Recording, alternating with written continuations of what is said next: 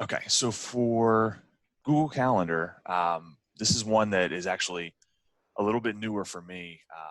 I was always a, you know, pencil and paper. Like I had the big desk blotter calendar. Like that was how I was organized. But with this transition to online, it just kind of became easier for me to get used to using an online calendar. And then it was nice because I could get the notifications on my phone. I could kind of look at it no matter where I was. I didn't have to keep multiple calendars, things like that. So I thought it would be a good one to have just in case, continue on with some degree of this online blended or whatever. Um, and just kind of a nice way to stay organized. So um, one of the first things that I wanted to mention is with Google Calendar, when you are creating an event, you can actually see suggested times for when someone might be available to meet, which is nice because I'm sure you've all been in that email chain where you go back and forth and say, oh, I'm okay for Monday. What time works for you? Well, anytime between noon and 3 works for me, and then back and forth, back and forth. So this is one that you can do pretty easily. I'm going to switch my screen to a demo account here. And on Oh, I saw this the other day, Brian, when I was entering things. I was entering all of your professional development. This one came up. Oh, did it? Yeah, it did. It was funny because I was doing it and I'm like, oh, what is this? And then I saw it and it's kind of neat that you can sort of see lots of different ones. If Mm-hmm. you choose that. Yeah, so if I go up here, and now I'm in my Google Calendar and the create button up here in the top to create an event, and I'm going to click on the more options button here just so I have a full screen. We can all kind of see the bigger picture here. Um, so when I'm in this spot to add an event on the right, I can add a guest, and if I just pick on, I'll add my other account. Um, there's two different ways to do this. Down here below the name of the guest, you can click on suggested times, and it'll come up with a list within the next day or so um, that both of these attendees, or however many there are available. Or if I go over here next to event details and click on find a time, you can kind of see how um, these calendars sync up. So my calendar for the user that I'm logged in as is here on the left, and then my attendee calendar is over here on the right. And then it's just marked that, okay, they're busy from 11:30 to 12:30. They have something going on. I have something here, and then you can kind of find times in between. So this might help cut down on those back and forth emails and just kind of pick a time and make it a little bit easier to set up that way. Brian, Did you poll the person? I'm sorry. Go ahead. Go ahead, Joanne. that only works if everybody is using Google Calendar, right? Or else how else would you know if they're busy or not? Right. So that would be one thing. So if they're not using it or if it's not up to date or something like that, then you would see that it would look like that they were free or available. And they might come back and say, oh, no, that doesn't work for me. That's possible. Okay. Well, that's what I was going to ask. Did you poll the person before? Should you poll the person before? You know what I mean? Even do a Survey Monkey or something, or just tell them that, when you invite them or you add their information, that if they have Google Calendar, it should just show up like this. Is that what you're saying? Yeah, if they have Google Calendar. And this is more for people in the ACCHS domain. This would be like for students and teachers, admin, those kinds of people, parents that wouldn't work with. But later on, I'm going to show how you can do signups for appointment slots with Google Calendar. So that might be something else that you could do too that might work, depending on what it is you're trying to do. Okay. So another thing that you can do is automatically connect Google Hangouts session. And I got to talk to Charlie, but there is a way to do this with Zoom too, so that if you were going to create an event in Google Calendar, it will automatically generate a link for either Google Hangouts or Zoom that you could share with the attendees, whoever's going to participate. You could share that with them that way. So what that would look like would be here in the event details, there's a button that allows you just to select Google Meet as a conference, and it will give you a link. So then whoever you add as a guest, they would get this on their calendar, and then this link would be right there with it. So again, the same thing would work. We have to add, it's called an add-on. We have to add Zoom. Charlie's got to do that for everybody, but then Zoom would be an option there as well. So again, moving forward, it might be something that, just might make that workflow a little bit easier, a little bit more, smooth to get that information out there. So you'd have a choice between Google Hangout and Zoom, or no? Mm-hmm. Yeah, Google Hangout is there automatically by default, Right. because it's a Google product. But if Zoom is something that we're going to use more frequently, then we could add that as an option as well.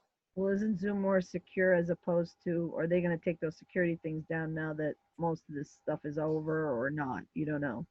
No, I think they're going to keep them in place. It was good for them as a company to have them. Right. So I think they're going to keep those features in place. And then are we going to keep it? Is that what you're asking? We don't know yet. It's kind of up in the air yet, or? It seems like that's the plan. But I don't make that decision, so No. I don't want to speak You're indefinites. you're just an Indian like the rest of us. You're not Exactly. a tribal chieftain, so you got to leave that to them. Yeah. More than likely, Marcia, we are going to be moving to Zoom Pro, at least for the next year. Well, that's what I thought, that we'd keep something like that, because it tends to be, because I keep seeing articles in ASCD for supervision and curriculum development. They keep saying that there's a lot of kids being bullied and stuff through Google Hangout and through Google Meet and stuff. And there are a lot of issues, put it that way. There are a lot of issues. So yeah, Zoom definitely has more security features there for that. Yeah. Okay. Okay. All right. And then adding attachments is a nice feature. So if you're going to have a meeting and maybe you have meeting notes, meeting minutes, or anything like that that you want to share with other people that are going to be attending the meeting, you can add attachments right there to the calendar invitation. And then anybody who's invited can see those minutes or meeting notes or whatever it is that you attach. And then if you're using Google Meet to do a quick meeting or something, those attachments show up there as a resource. So while you're in the meeting, you can access them from there as well. I was thinking for teaching, like if you're going to be showing a presentation, sharing something with your students, you could have a copy of it or worksheet or anything that they might need. You could attach all those files ahead of time, and then they're preloaded there in Google.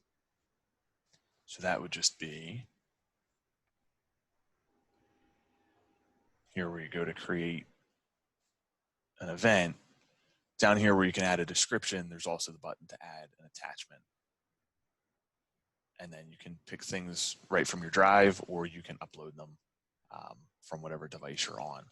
And then they would just be here as attachments, and then anybody could access them from the calendar invite.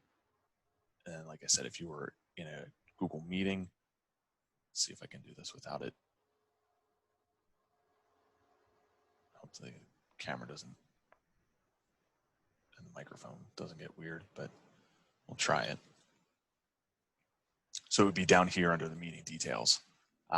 There would be attachments right here. Okay. If you add an attachment from your drive, is it then automatically just view only for them, or not edit or comment kind of thing, just view? Yeah, view only by default. And then if you want to, you could change it to give them the right to edit. Okay. And we'll go back. Okay. Another thing you can do if you're setting up the meeting invites, notify the attendees. So that's under the guests over there, which I showed before when we were talking about looking for common meeting times. You can notify them, send them a message, which we've gotten probably quite a few of in the last couple of months. So just wanted to mention how you can do that. And the next part goes into the settings a little bit. So I want to show a couple of things there. The notifications for me were a lifesaver. just with so many different things going on, getting either on my phone or my tablet, like a little audible notification that there was a meeting coming up saved me a couple times. It reminded me when I was having office hours, and I had like tech support meetings with students that they could sign up for sessions and stuff like that. So giving me that reminder was nice. So I'm going to go up here to settings. And this is where you can set, a lot of these are set by default: language, country, date and time format, and time zone. And then, you can change your event settings. By default are 60 minutes. If you wanted to adjust that, you could. Your default guest permissions, so this would be when you're inviting people, that checklist there, what rights you want to give them. These would be your defaults that you wouldn't have to go and change it every time. So some people like to really make this strict and actually give them no permissions for a meeting, as well as automatically sending invitations to attendees, things like that. Down here for view options, these are all, again, they're options, or whether you want to see them or not. Weekends, and then declined events, so those show up as like an empty box, whereas an event, if I go back for 1 second, an event shows up as a filled in box. If you get invited and you decline a meeting or something, it'll show up as an empty box, but it'll let you know that it's still going on, maybe for schedule changes or something like that. Now, for working hours, these are on or off. You can set them to what you want them to be.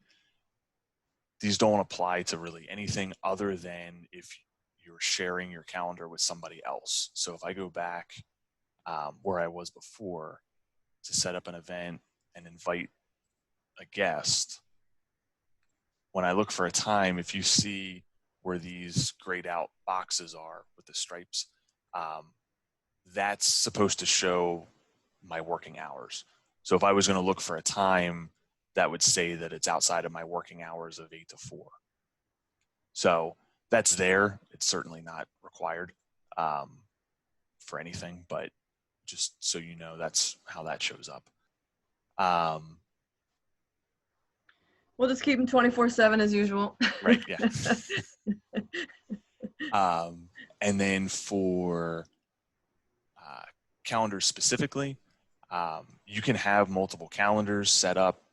Sometimes you're added to calendars, like we have the school year calendar should be out to everybody that you can see. If you are a Google Classroom user, you get a calendar for every single section of Google Classroom with all your due dates and everything. So you could have a lot of calendars. Yeah, I noticed that too when I was doing that, Brian. There's all this other stuff on there, and I'm going, "What is this?" It's all stuff from what I did this year, and I didn't know it was even there. And then you kind of have to toggle them off so that you don't go crazy looking at all those things that are going on. But yeah, I'm gonna have to get rid of them, but I didn't have time to do that, so I just left them there. And is there gonna be a way that you can show us, like with Google Classroom? I know the kids, once I give them the class code, they sign up. So instead of, if we're going to use this to have them come to a meeting, whether it's a Zoom one or not, can we, like when you said invite guests, can we have them put their own information and then we just highlight and check it off? Or are we going to have to enter everyone? I mean, because I know you can do that from Sapphire, where you want to blast email like all your students or whatever. Right. Let me, hang on 1 second. Let me get out of this. And let me check something.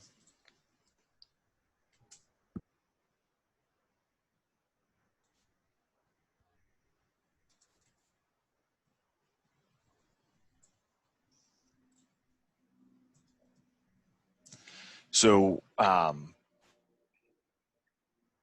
Marcia, when you're creating an event, when you go to add guests, if you have an email group, so like on Monday when we talked about setting up email groups, Right. You could type in the name of that email group and it would go out to all those students at once. That's great. And then if you have a Google Classroom group or something like that set up, then you could email it to or you could set up an event specifically for that class. Oh, that's good, because that'll work much better when they put their own things in. I don't have to do it. But yeah, if you start to type the name of that email group in there that you create, Right. that contact group, Right. then everybody that's in that contact group will We'll be get part the of that. message, right? Okay, great. Thank you.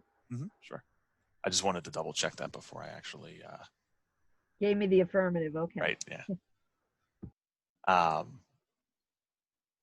Okay, so where was I? In settings here.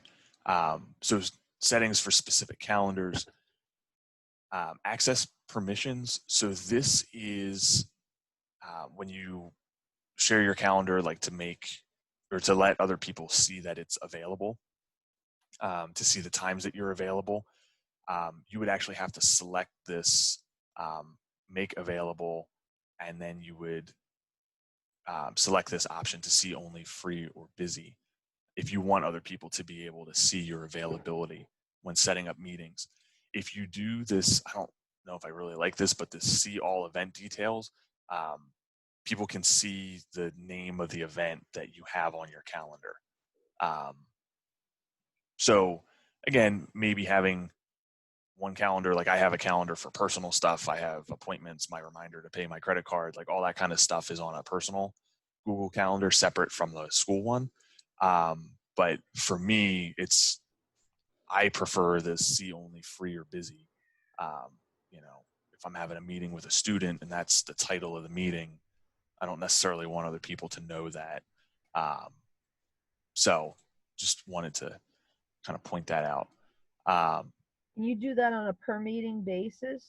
No, this is on a per calendar basis. Okay, well, I meant like per calendar basis. If you're just like, say you're the department head and you wanted to send that out and find out, well, here's the best time we have to change the meeting. You know, everybody, here's where I'm busy. You know what I mean? You're sending that out. Can you do that one time and then go back and change it and default it back to the way you want it? Like, you know, you just said free or busy, or Yeah. can't you do that? Oh, you can do that? So that would be when you create the event, and I'll go to more options. Right here with the visibility, Okay. you can make it public or private. Okay. So private would hide that it. one, right? Just for that one, and then. And public, yeah, just for that one event, public would make it. People could see the title and that kind of stuff. Okay. Thanks, Brian. Sure, good question. All right, and then one other thing back in settings on a specific calendar, event notifications. So this is again a personal preference, whether or not you want notifications, but for me personally, I like getting them. It does come to your email, so if you get too many emails already, maybe that's not something you want. But you can get a notification or reminder 10 minutes or whatever you want to send it to prior to the event that's on your calendar. And then you can choose what types of notifications that you would like as well. You know, if there's a new event that adds to your calendar, a changed event, canceled event. And another thing, if you have a lot of things on your calendar, you can get a daily agenda email at the beginning of every day. And what that would do is just send you an email and say, here's your agenda for the day. Here's all your meetings. Here's all your appointments for the day. Okay. Ryan, that notification is just for the person who sets up the meeting, not for the people attending, correct? That is, I believe it's just for the people who set up the notifications. Okay. Yep. So this would just be a reminder for you. Now, if you, like, let's say, Joanne, I create an event and I add you as a participant, my calendar settings give me a reminder 10 minutes beforehand. Right. But because I added you to the event's also on your calendar.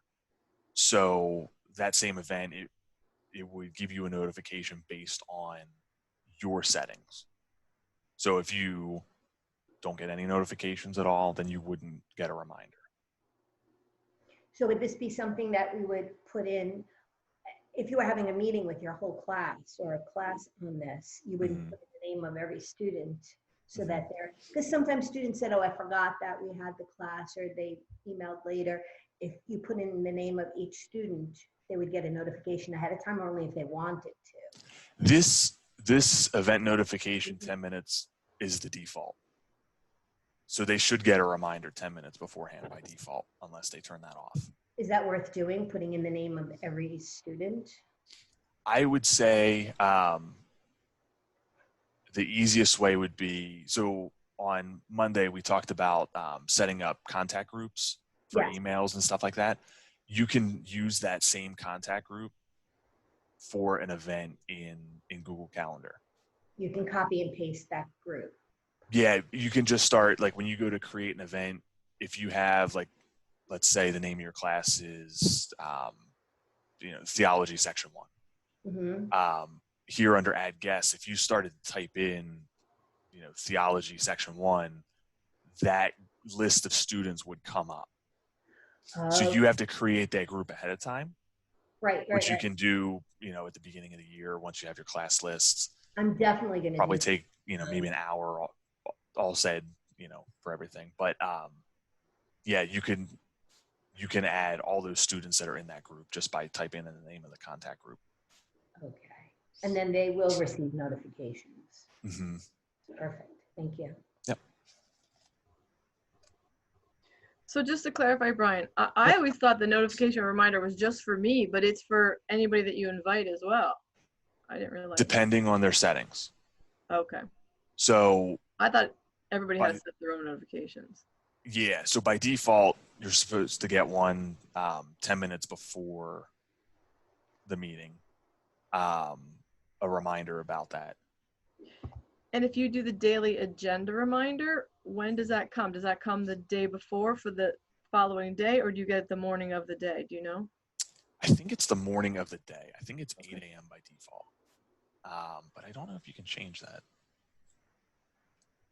Because, like, for me, I would rather have it at 4 o'clock in the afternoon the day before, so I could. Well, that's what I'm thinking. For that to be effective for me, I'd like to see it ahead of time to be like, okay, check, I'm ready for tomorrow, kind of thing. Mm-hmm. As opposed to 8 a.m. going, oh no. Yeah, and I don't.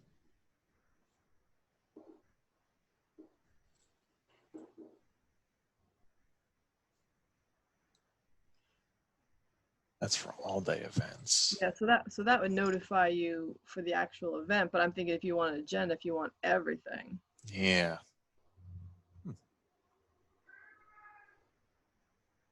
Well, I can just play with it and find out. I can just set it and see when it comes.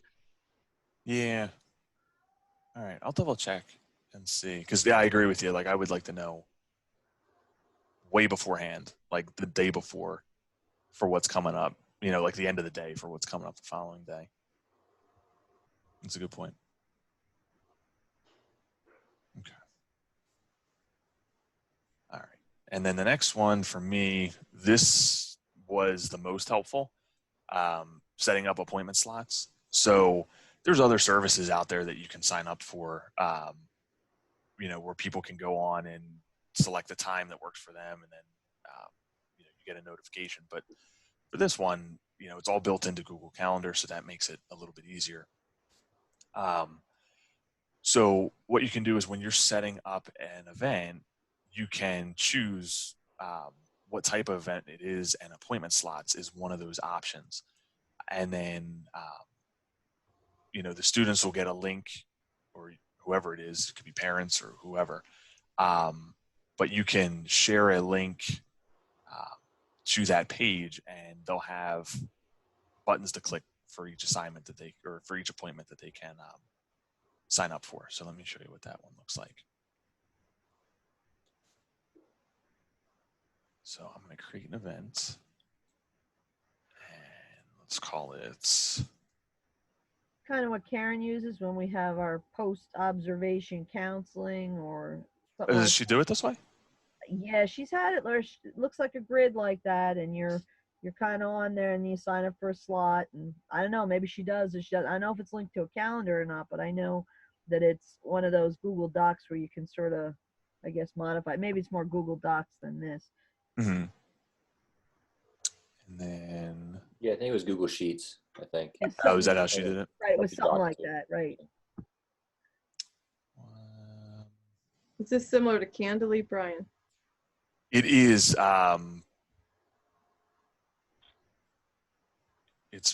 It's basically the same kind of functionality. I'm not sure why.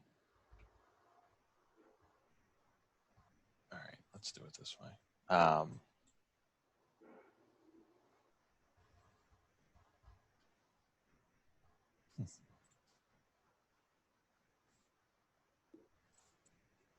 There we go. All right. Sorry, I'm using two different accounts, my school account and my dummy account, so that I don't show all my stuff for demos and putting it up on YouTube. So I'm trying to make sure it's using the right one.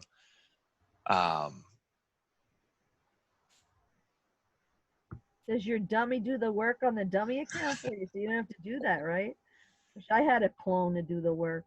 All right. So here I'm just going to pick on tomorrow, Thursday the 18th. And oops. All right. So I'm going to create an event. So down here, you have the event, out of office reminder task. But then the last one over here is appointment slots. So if you click on that one, title, let's just do one-on-one meetings. You can choose the date for when it's going to occur. It could be a range. So I could do the 22nd. Let's say it's a whole week to the 26th. And let's say it's going to be every day from 10 a.m. to 12, 2 hours. And then you choose the duration of the time slots, or if it's just going to be a single slot, you can pick how you want that to appear. So now this is created. And if I go to the appointment page for the calendar, this is the current week. If I go ahead 1 week. Oh, okay. So I did that wrong. Let me go back and change that so it's a little bit easier to see. Hey, you got the 24-hour-a-day thing. Yeah, going. that was my fault. The time range went from the starting date to the ending date. Let's just pick on one day. Let's pick the 22nd. Let's not do 4 in the morning. Let's do 10 to 12 again. Oops, appointment slots. 22nd from 10 to 12. All right. And then 30-minute duration. And let's do title because it won't let me save otherwise.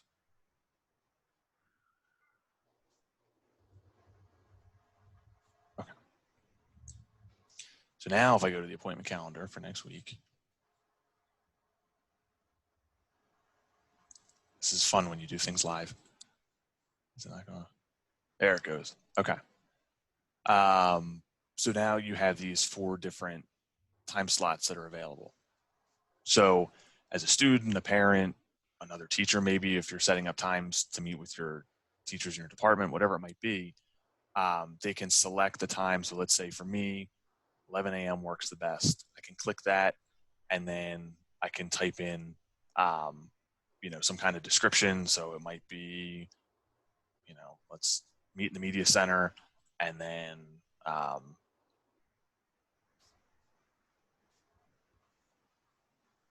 okay. And then when you save it, that time slot goes away.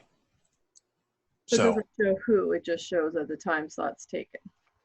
Right. Now for me, being the owner of the calendar, I can see who chose that time. But if you so share now within that block, like me as the owner of the calendar, I can click on that one time slot and see who the guests are. Now I was doing it from this account, but if I were to go to a different web page, I'm gonna have to juggle a little bit here. Bear with me.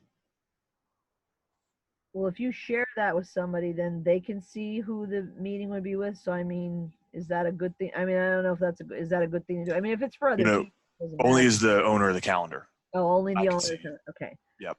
So now if I switch so now I'm on a different screen, a different user. This is my normal bdaily@acchs.info account. So I can see that only 3 slots are available. Okay. Okay. So Yep. now I could pick on, let's say Gotcha. 10 a.m. works, and I could do, you know,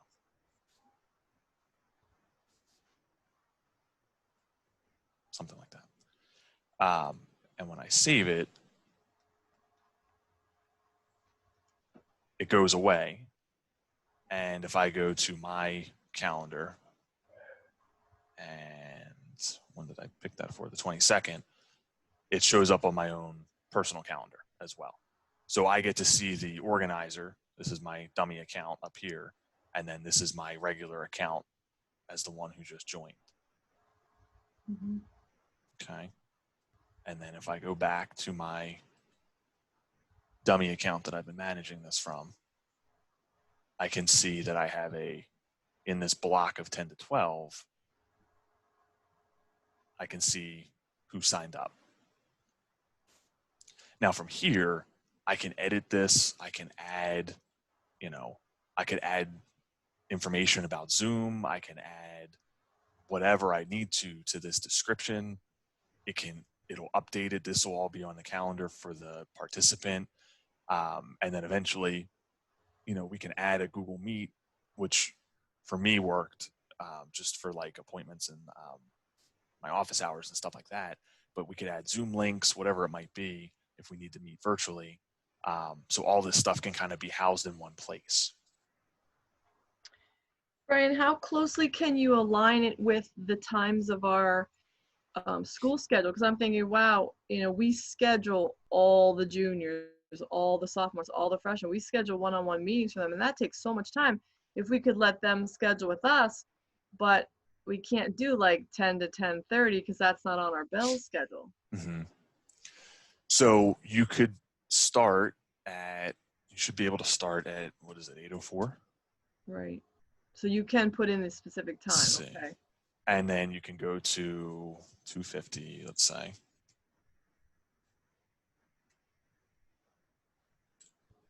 And then slots with duration. What I would do here, Susan, is I would put in the normal period time plus the 4-minute transition. Okay. So 44 minutes kind of thing. All right. Yeah. So if we put in 44 minutes or, whatever it's going to wind up being. Now, this does not repeat option. If you click that, you can choose how this is going to repeat if you want these slots to repeat. That's what I was trying to do the first time when I screwed it up. You can choose this to repeat every single day at this exact same date and time, or not date, but at this exact same time. You could have it repeat weekly every Monday or whatever, every Monday through Friday, because daily is going to include the weekends. So let's say we wanted this to go every Monday through Friday. And let's look at the appointment page. Yeah, it might be something we just have to do day by day because the bell schedule changes. You know what I mean? Like then we have well, yeah, that's another thing too. Or we have you know what I mean? Like it's rarely do we have a week where we have all schedule 1 or something, but we could try it. Yeah, and once this is in place, you can go and edit one individually. So like if Friday is going to be a mass day, you could go and just edit the time slots for that Friday one. Okay. And then Susan, what I would suggest for your purposes would be, rather than use your top calendar is going to have your name on it. It's going to say Susan Perrin. I wouldn't use that one. I would create a calendar for like an interview signups or maybe even by grade level or some other way to keep it organized. Because for you, that's going to get a little crazy, overwhelming for all those kids to sign up. Right. But then this is what it would look like for the students. You would give them this link.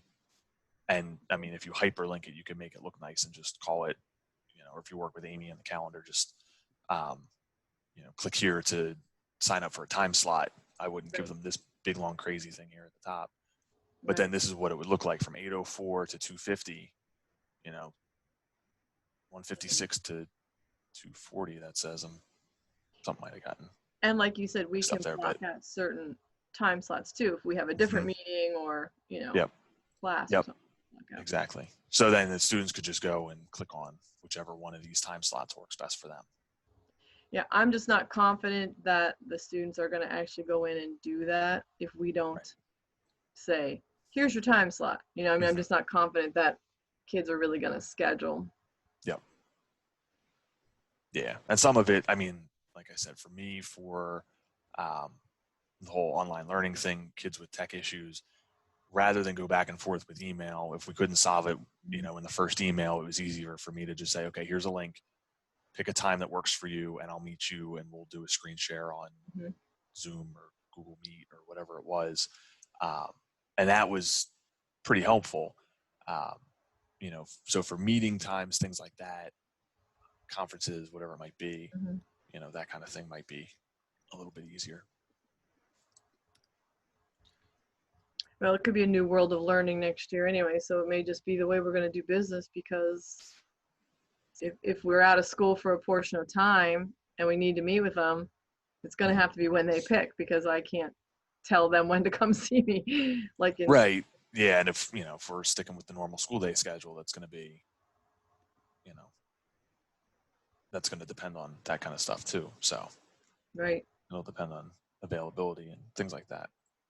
All right. So the daily agenda email I mentioned already.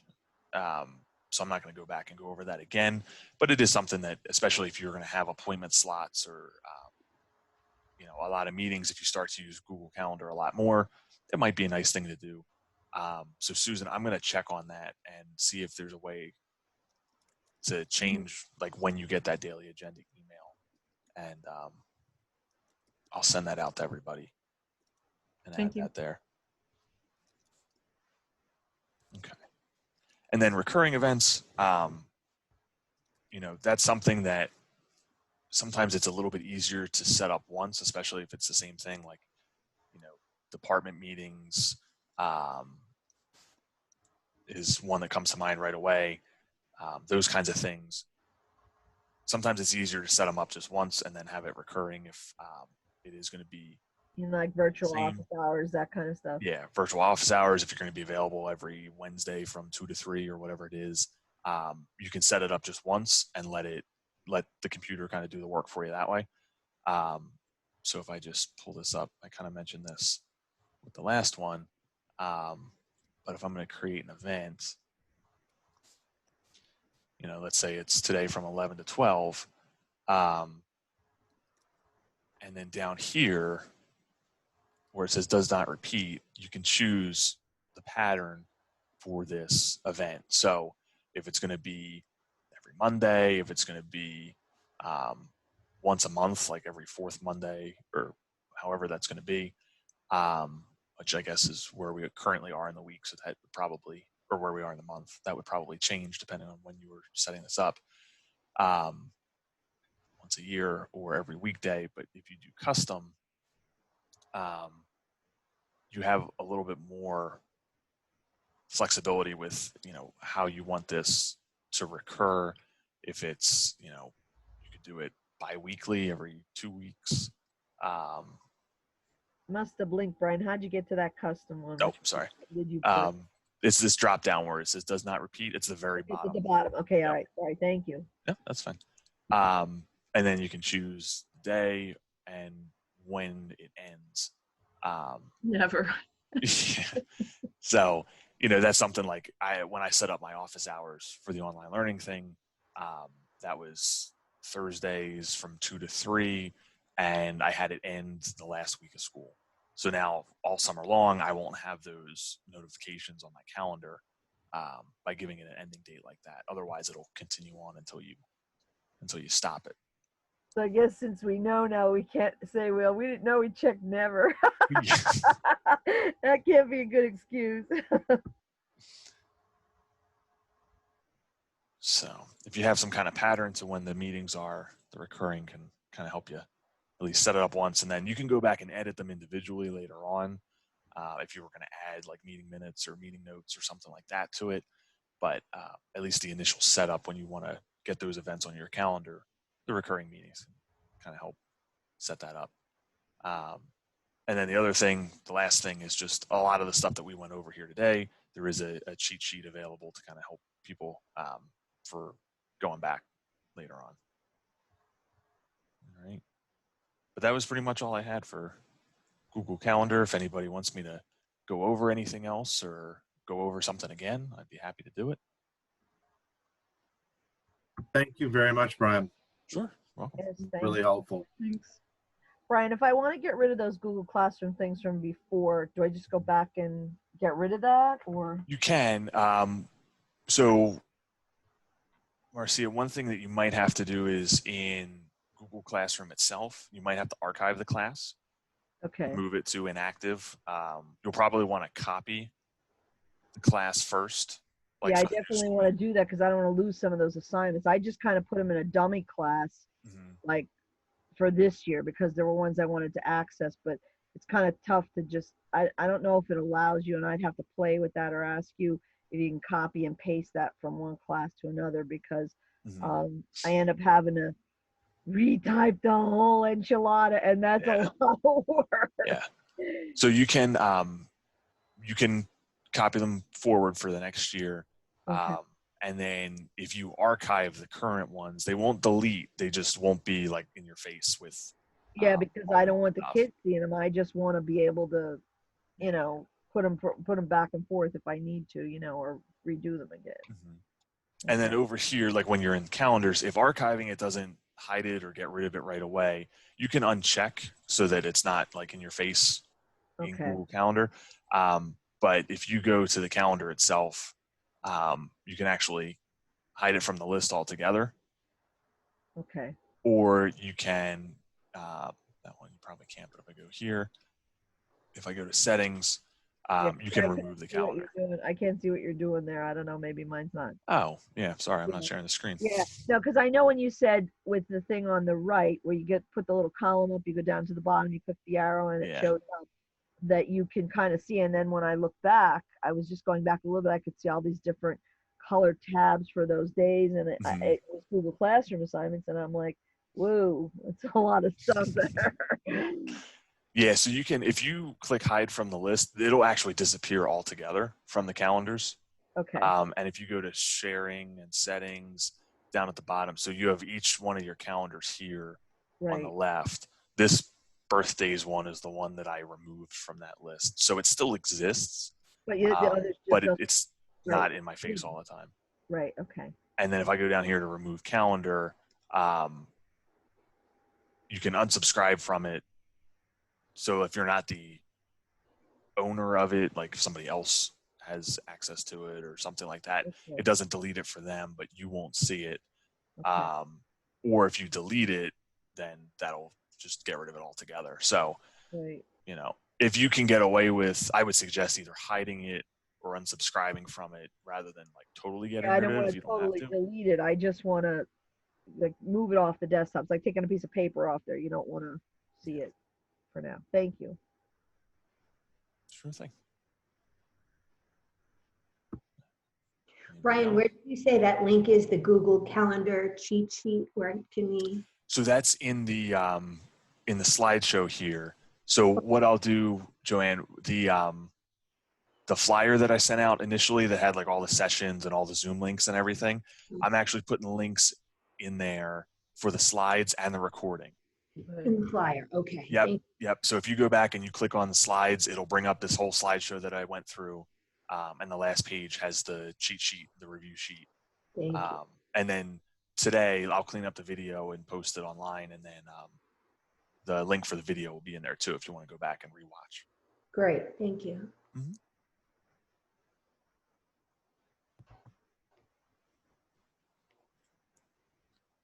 All right. Anybody else? Other questions? So it's that flyer that we can find all this on? Yes. Yep. Yeah, everything should be on there. Okay, because there's no link to the recording or slides from Mondays. Oh, okay. At least not on mine. I could be doing it completely wrong. You know me in technology. Oops, I'm in the wrong. Hang on a second. No, I saw it the other day too, and I just guessed you hadn't done it yet. So it says slides and recording underneath, but Yeah, and if you click on it, I took the underline out and I changed the font color, but if you click on it, does it give you the, Oh, yeah. Okay. If you click on it. Yep. is it there? Okay. So you It's messed kind of it hiding on up. you. Yeah. Yeah, I was trying to make it look pretty and, Don't make it look pretty. it loses the functionality then when you do that. That's the problem. Oh, good, because I missed Mondays, but I really need to know all that stuff. Okay. All right. And now you can put it on your calendar, Jen. Here you go. I'm not sure I'm really willing to go to a tech calendar yet, though. I know. I have not gone there yet either. I'll be honest, it was a tough transition for me too, because I had only ever used like the big desk blotter calendar. It was more necessity. That was what drove it for me. So I get mixed up between my calendars. Like when I'm trying to put something on my calendar versus our office calendar versus my calendar, that's when I get confused of what calendar I'm putting it on. And I might have missed that in the beginning when I was messing with my bandwidth here, but let's see. So that's just when you create an event, it defaults to whatever your first one is, like your personal. oh, okay. And then you would actually have to choose which calendar you want that I'm event putting to it appear on. Yeah. Okay. And I know like right now on my dummy account, I really don't have that much. But on my other one, I have the school calendar, the media center calendar, the Rockney calendar, my Google Classroom classes. Like I have a bunch of them. And it is kind of tough to keep it all straight sometimes. Yeah, and I think that's the calendar that our office calendar's on. So, okay.